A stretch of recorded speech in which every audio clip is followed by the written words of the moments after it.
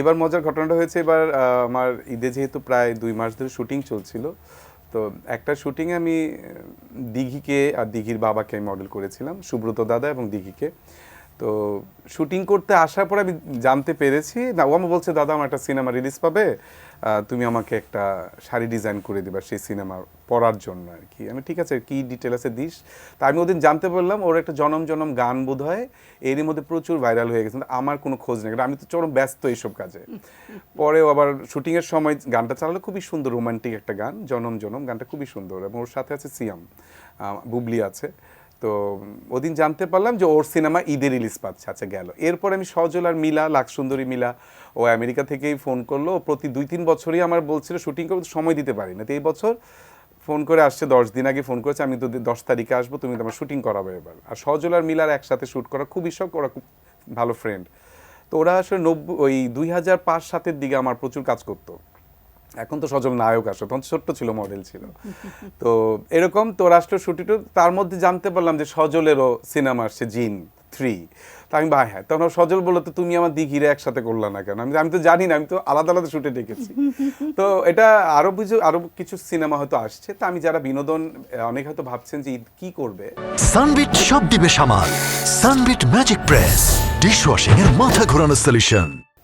তো সেক্ষেত্রে আমি মনে করি চলচ্চিত্র অনেক বড় একটা যেহেতু প্ল্যাটফর্ম বিনোদনের, সিনেপ্লেক্স তো খুবই ভালো একটা জায়গা আমাদের জন্য।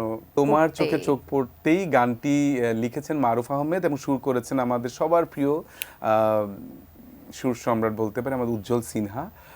তার প্রচুর হিট গান আমার আছে, আসলে অনেক ভালো ভালো গান। উনি সুবীর নন্দী স্যারের সাথেও কাজ করেছেন, সব ফেমাস, শেখার শাকিলা জাফর থেকে শুরু করে সব ফেমাস, কুমার বিশ্বজিৎ দাদা, সবার সাথে উনি কাজ করেন। খুবই চুজি মানুষ, কিন্তু আমি খুব লাকি, উনি আমাকে খুব পছন্দ করেন।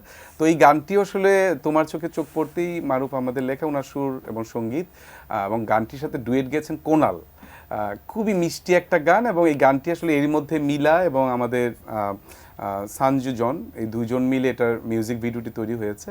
তো ভিডিওর মধ্যে আসলে আমি একটু আমাদের ইসলামিক অনেক নিয়ম কানুন থাকে কিন্তু, তাই না?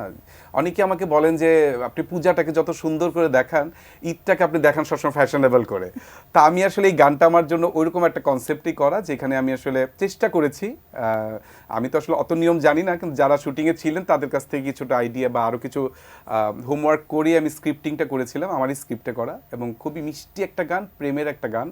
এবং কোনাল যে কি, কোনালে কণ্ঠ তো আমরা সবাই জানি। আপনার গলায় আমার প্রথম যে গানের কথা মনে থাকে না, তারপর আমি একটু গাইতে চেষ্টা করছি, 1 লাইন হয়তো 2 লাইন গাইতে পারবো। তোমার চোখে চোখ পড়লে জানি না কেমন করে কেমন হলো, তুমি আমার কে, আমি তোমার সেই স্বপ্ন, এসেছি কাছে, ভালোবাসি এ কথাটি বল।